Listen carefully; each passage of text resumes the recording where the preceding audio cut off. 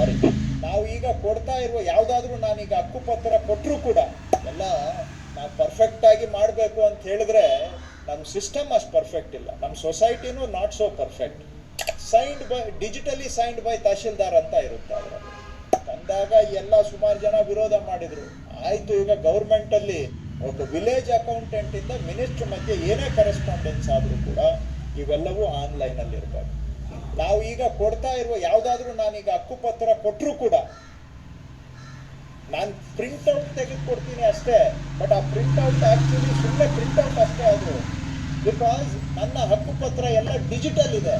ಅಲ್ಲಿ ಸೈನ್ ನೋಡಿದ್ರು ಕೂಡ ತಹಶೀಲ್ದಾರ್ ಅವರು ಹಿಂಗೆ ಹಾಕಿರಲ್ಲ, signed by digitally signed by tahsildar ಅಂತ ಇರುತ್ತೆ ಅದರಲ್ಲಿ. ಸೊ ನಂದು ಎಲ್ಲ ಮೂಲ ಕಡತ ಡಿಜಿಟಲ್ ಫಾರ್ಮ್ಯಾಟ್ ಅಲ್ಲಿ ಮಾತ್ರ ಈಗ. ನೋ ಪೇಪರ್ ಸುಮ್ಮನೆ ನಿಮ್ಮ ಸಮಾಧಾನಕ್ಕೆ, ಯಾಕಂದ್ರೆ ಜನಕ್ಕೆ ಪೇಪರ್ ಇದ್ರೇನೆ ಭರವಸೆ ಕೈಯಲ್ಲಿ. ಪ್ರಿಂಟ್ಔಟ್ ಕೊಡ್ತೀವಿ ಅಷ್ಟೇ, ನಾವು ಪ್ರಿಂಟ್ಔಟ್ ಅಷ್ಟೇ.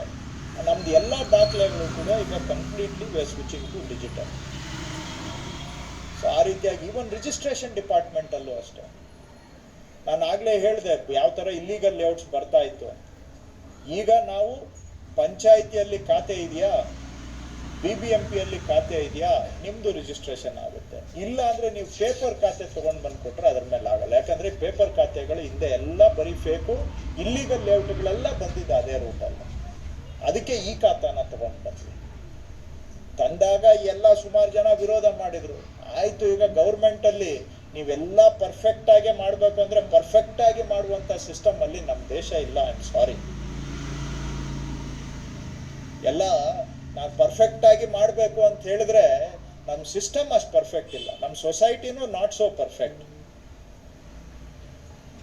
ನಾವೇನಾದ್ರೂ ಸ್ವಲ್ಪ ಹಿಂಗೆ ದಡಾರ್ ಅಂತ ನಾವು ಮಾಡಲಿಲ್ಲ ಅಂತ ಹೇಳಿದ್ರೆ, ಅದು ಪರ್ಫೆಕ್ಟ್ ಮಾಡಿ ಅಂತ ಹೇಳಿದ್ರೆ ಮೈಟ್ ಆಸ್ ವೆಲ್ ನೀವು ಮಾಡೋಕ್ಕೆ ಆಗೋದಿಲ್ಲ.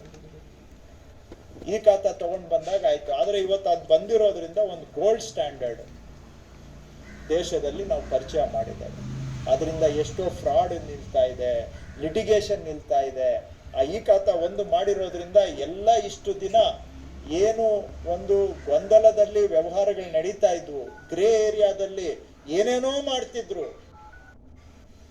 ಏನು ಚಾಪೆ ಕೆಳಗಡೆ ಏನೇನೋ ಕೆಲಸ ನಡೀತಾ ಇತ್ತು, ಅವೆಲ್ಲದಕ್ಕೂ ಕಡಿವಾಣ ಬೀಳ್ತಾ ಇದೆ. ಅದೆಲ್ಲ ಪ್ರಾಬ್ಲಮ್ ಆಗ್ಬೋದು. ಈಗ ಉದಾಹರಣೆಗೆ ನಮ್ಗೆ ಬರೋದಿಲ್ಲ ಜನ, ಆದ್ರೆ ಇದೆಲ್ಲ ನಂದು ಅಂತ ತಿಳ್ಕೊಳ್ತಾರೆ. ಈಗೇನೋ ಬೆಂಗಳೂರಲ್ಲಿ ಒಂದು ಸೈಟ್ ಇದೆ, ನಂದು ಬೈಫರ್ಕೇಶನ್ ಆಗ್ತಾ ಇಲ್ಲ, ಇವ್ರು ಬಂದ್ಬಿಟ್ಟು ಏನೋ ಮಾಡ್ಬಿಟ್ಟಿದ್ದಾರೆ. ಮೊದಲೆಲ್ಲ ಬೈಫರ್ಕೇಶನ್ ಮಾಡೋದ್ರ ಬಗ್ಗೆ ಕಾನೂನಿದೆ, ನಾನೇನ್ ಮಾಡಿದ ಕಾನೂನಲ್ಲ, ಕಾಲದಿಂದ ಇದೆ. ಯಾರು ಮಾಡಬೇಕು, ಹೆಂಗ್ ಮಾಡಬೇಕು ಅಂತ ಇದೆ, ಪ್ಲಾನಿಂಗ್ ಅಥಾರಿಟಿದ ಅಪ್ರೂವಲ್ ತಗೊಂಡು ಮಾಡಬೇಕು ಅಂತ ಇದೆ. ಆದ್ರೆ ಇಷ್ಟು ದಿನ ಅವೆಲ್ಲ ಕಣ್ಮುಚ್ಕೊಂಡು ವ್ಯವಹಾರ ನಡೀತಾ ಇದೆ. ಸೈಟ್ ಬೈಫರ್ಕೇಶನ್ ಮಾಡೋದಕ್ಕೆ ಅದರ ಹೆಸರಿನಲ್ಲಿ ಇಷ್ಟು ದಿನ ಎಷ್ಟೋ ಜನ ಲೇಔಟ್ಗಳೇ ಮಾಡ್ತಾ ಇದ್ರು. ಅದಕ್ಕೆಲ್ಲ ಈಗ ಕಡಿವಾಣ ಬಿದ್ದಿದೆ. ಆಯ್ತು, ಸಮಸ್ಯೆ ಆಗ್ಬೋದು ತಾತ್ಕಾಲಿಕವಾಗಿ, ಸ್ವಲ್ಪ ಅದಕ್ಕೆ ನಾವು ಪರಿಹಾರ ಕೊಡುವಂತಹದ್ದು ಮಾಡ್ಬೋದು. ಆದರೆ ಅದು ಮಾಡಿದ್ರಿಂದ ಇವತ್ತು ಎಷ್ಟೋ ಇವೆಲ್ಲ ಸ್ಟ್ರೀಮ್ ಲೈನ್ ಆಗ್ತಾ ಇದೆ, ಮಾಲೀಕತ್ವಕ್ಕೆ ಸ್ಪಷ್ಟತೆ ಬರ್ತಾ ಇದೆ. ನಾವು ಈಗ ಎಷ್ಟೋ ನಮ್ಮ ರಾಜ್ಯದಲ್ಲಿ ಈ ತಾಂಡಗಳು, ಹಟ್ಟಿಗಳು ಇಂಥವೆಲ್ಲ ಸುಮಾರು ವರ್ಷ, ದಶಕಗಳಿಂದ, ಶತಮಾನಗಳಿಂದ ಇದ್ದಾವೆ.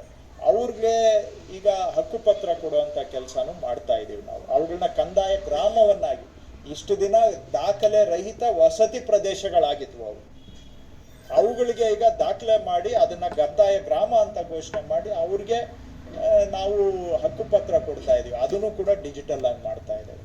ಬರೀ ಹಕ್ಕುಪತ್ರ ಕೊಡೋದಷ್ಟೇ ಅಲ್ಲ, ಅವ್ರಿಗೆ ನಾವು ರಿಜಿಸ್ಟರ್ ಮಾಡಿಕೊಡ್ತಾ ಇದೀವಿ. ಸರ್ಕಾರದ ಕಡೆಯಿಂದ ರಿಜಿಸ್ಟರ್ ಮಾಡಿ ಪಂಚಾಯಿತಿಯಲ್ಲಿ ಅವ್ರಿಗೆ ಖಾತೆ ಕ್ರಿಯೇಟ್ ಮಾಡಿ ಕೂಡ ಕೊಡ್ತಾ ಇದ್ದೀವಿ. ಈ ಥರ ಮಾಡೋ ಕೆಲಸ ಪಕ್ಕಾ ಇರಬೇಕು ಅಂತ ಕೆಲವು ಉದಾಹರಣೆಗಳು ಹೇಳ್ತಾ ಹೋದ್ರೆ ಇನ್ನೂ ಈ ಥರ ನಾನು ಇನ್ನೂ ಡೀಟೇಲ್ ಆಗಿ ಹೋಗ್ಬೋದು. ನಮ್ಮ ಸಬ್ಜೆಕ್ಟು ನಾವು ಎಷ್ಟು ಬೇಕಾದರೂ ಹೇಳ್ಬೋದು, ಅದು ಬೇರೆಯವ್ರಿಗೆ ಎಷ್ಟು ಮಟ್ಟಿಗೆ ರುಚಿ ಇರುತ್ತೆ ಅನ್ನುವಂಥದ್ದು ಬೇರೆ. ಒಟ್ಟಾರೆ ಸಾರಾಂಶ ಏನಂದರೆ, ಮಧ್ಯದಲ್ಲಿ ಕೂಡ ನಾನು ಹೇಳಿದಾಗೆ ಎಲ್ಲೋ ಒಂದು ಕಡೆ ಈ ಭೂ ಮಾಲೀಕತ್ವ, ಭೂ ವ್ಯಾಜ್ಯಕ್ಕೆ ಮತ್ತೊಂದು ಹೆಸರಾಗ್ಬಿಟ್ಟಿತ್ತು. ಅದನ್ನ ಸ್ವಲ್ಪನಾದರೂ ಕೂಡ ಒಂದು ಭೂ ನೆಮ್ಮದಿಯ ಕಡೆಗೆ, ಭೂ ಗ್ಯಾರಂಟಿ ಕಡೆಗೆ ತಗೊಂಡೋಗ್ಬೇಕು ಅನ್ನೋದು ಪ್ರಯತ್ನ. ಬಟ್ ನೀವೇ ಹೇಳಿದಾಗೆ ಇದನ್ನ 5 ಟರ್ಮ್ ಮಾಡಿದ್ರು ಕೂಡ ಮುಗಿಯದೇ ಇರುವಂತ ಕೆಲಸ ಅಷ್ಟಿದೆ. ನಾವೆಲ್ಲ ಮಾಡಿದೀವಿ ಅಂತ ನಾವೇನು ಹೇಳ್ತಾ ಇಲ್ಲ. ಆದ್ರೆ ಆ ದಿಕ್ಕಿನಲ್ಲಿ 1 by 1 ಒಂದೊಂದೇ ಹೆಜ್ಜೆ ಇಟ್ಕೊಂಡು ನಾವು ಹೋಗ್ತಾ ಇದ್ದೀವಿ. ಮಾಡೋ ಕೆಲಸ ಇನ್ನೂ ಭಾಳ ಇದೆ. ನಮ್ಮ ಇಲಾಖೆನೂ ಏನಂದ್ರೆ ಬೇರೆ ಇಲಾಖೆಗಳ ಮೇಲೇನೂ ನಾವು ಡಿಪೆಂಡ್ ಆಗ್ತೀವಿ. ಯಾಕಂದ್ರೆ ಎಷ್ಟು ನಾವು ರಿಜಿಸ್ಟ್ರೇಷನ್ ಡಿಪಾರ್ಟ್ಮೆಂಟ್, ನಾವು ರಿಜಿಸ್ಟರ್ ಮಾಡೋ ಪ್ರಾಪರ್ಟಿಗಳು ಅಗ್ರಿಕಲ್ಚರ್ ಪ್ರಾಪರ್ಟಿಗಿಂತ ಜಾಸ್ತಿ ಸೈಟ್ಗಳು ಅವು ಇವು ಇರ್ತವೆ. ಅವೆಲ್ಲ ಗ್ರಾಮ ಪಂಚಾಯತಿಗೆ ಬರ್ತದೆ, ಇಲ್ಲ ಅಂದರೆ ನಗರ ಸ್ಥಳೀಯ ಸಂಸ್ಥೆಗಳಿಗೆ ಬರ್ತದೆ. ನಾವು ಮಾಡಿದ ತಕ್ಕಂಗೆ ಅವರು ಕೂಡ ಕೆಲವು ಬದಲಾವಣೆಗಳನ್ನ ಮಾಡ್ಕೋಬೇಕು. ಸೊ ನಾವು ಅವ್ರ ಮೇಲೆ ಡಿಪೆಂಡ್ ಆಗ್ತಾ ಇದ್ದೀವಿ. ಈ ರೀತಿಯಾಗಿ ಎನಿವೆ ನಾವು ಈ ಸಮಸ್ಯೆಗಳ ಆಳಕ್ಕೆ ಹೋಗಿ ಎಲ್ಲಿಂದ ಸಮಸ್ಯೆಗಳು ಉದ್ಭವ ಆಗ್ತಾ ಇದೆ ಅದರ ಮೂಲವನ್ನು ಗುರುತಿಸಿ ಮೂಲದಿಂದ ಸರಿ ಮಾಡ್ಕೊಂಡು ಬಂದು ಇವತ್ತಲ್ಲ ಇನ್ನು 5 ವರ್ಷಕ್ಕಾಗ್ಲಿ ಈ ಸಮಸ್ಯೆಗಳು ಬರದ ಹಾಗೆ ಮಾಡಬೇಕು ಅನ್ನೋದು ನಮ್ಮ ಉದ್ದೇಶ.